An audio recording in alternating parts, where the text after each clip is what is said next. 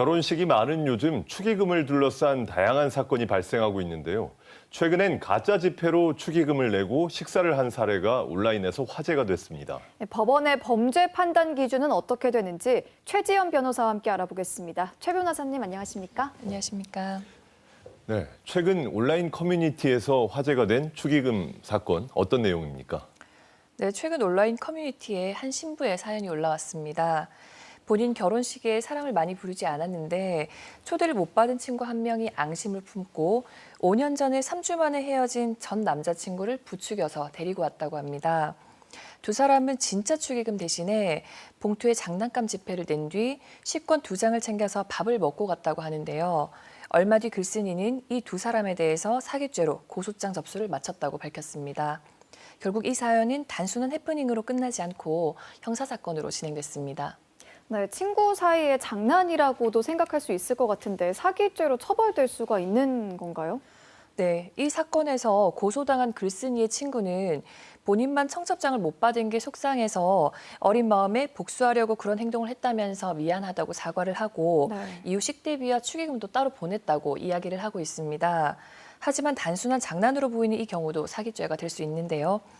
사기죄는 사람을 기망해서 재물을 교부받거나 재산상 이익을 취하는 범죄를 말하는데 축의금 접수돼 있는 사람은 축의금 봉투 속에 진짜 돈이 들어있을 것이라고 생각을 하고 식권을 건네줬기 때문에 이 두 사람은 장난감 돈을 마치 진짜 돈인 것처럼 기망을 해서 식권을 받고 재산상 이익을 취한 것으로 볼 수 있습니다.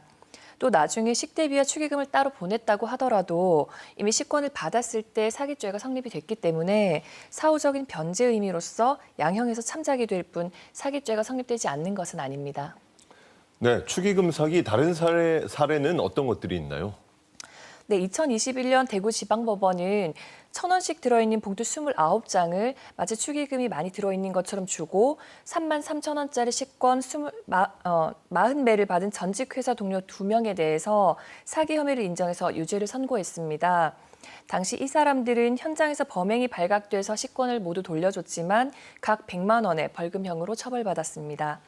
그리고 2019년 창원지방법원에서는 한 남성이 마치 축의금을 낸 하객인 것처럼 혼주로부터 식권 4장을 받아서 다시 현금 4만 원으로 바꿔 챙긴 사건이 있었는데요. 당시 재판부는 속여서 챙긴 금품이 4만 원으로 피해 정도가 중하지는 않지만 같은 범행으로 이미 9차례 처벌받은 전력을 양형에 반영했다고 밝히면서 해당 남성에게 징역 6개월을 선고하기도 했습니다. 네, 다양한 사례들을 소개해 주셨는데 그러면 이 축의금 접수대에서 혼주 측인 것처럼 축의금을 가로채는 사건도 종종 발생하잖아요. 이 경우도 사기죄가 성립이 되나요? 네, 우선 단순히 접수대에 보관되어 있는 축의금을 가져가는 경우에는 당연히 절도죄가 성립이 되는데요. 예식장에서 혼주 측 축의금 접수인인 것처럼 행세를 하고 축의금을 받아 가로챈 경우도 절도죄에 해당됩니다. 축의금을 주는 취지가 혼주 측에 전달하기 위해서 접수대에 주는 것이지 이 접수인이라고 생각된 사람이 알아서 처분하라고 준 것은 아니거든요.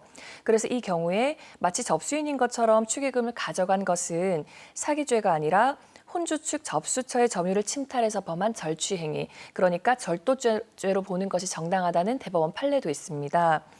1심이 96년도에 대구지방법원에서 진행된 오래된 사건인데요. 당시 피고인은 과거의 동종수법으로 징역형을 선고받은 적도 있고 또 누범 기간 중에 또다시 범행을 저지른 점을 토대로 징역 1년 6월을 선고받았습니다.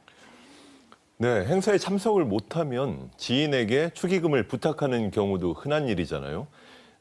부탁을 받아서 축의금을 대납해 줬는데 나중에 부탁한 당사자가 돈을 안 준다. 이럴 때는 어떻게 해야 됩니까? 네, 사실 처음부터 축의금을 주지 않을 생각으로 대신 내달라고 한 경우라면 이 경우에도 기망해서 재산상 이익을 취득한 것으로 사기죄가 성립될 수도 있습니다. 하지만 이런 고의를 입증하기는 쉽지 않은데요.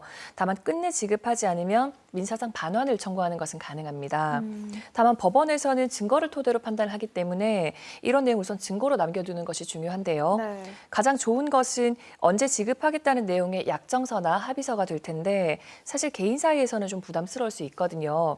그래서 그 정도가 아니라고 하더라도 메시지로 우선 언제 내가 대신 내준 축의금 얼마는 언제 줄 거냐 이런 카톡을 남겨두시고 네. 상대방이 언제까지 지급하겠다 이런 내용으로 메시지를 보내온다면 이것도 증거로 사용할 수 있습니다. 네, 친절한 법 오늘은 축의금과 관련한 사건 유형과 처벌에 대해서 최지연 변호사와 함께 알아봤습니다. 최 변호사님 말씀 감사합니다.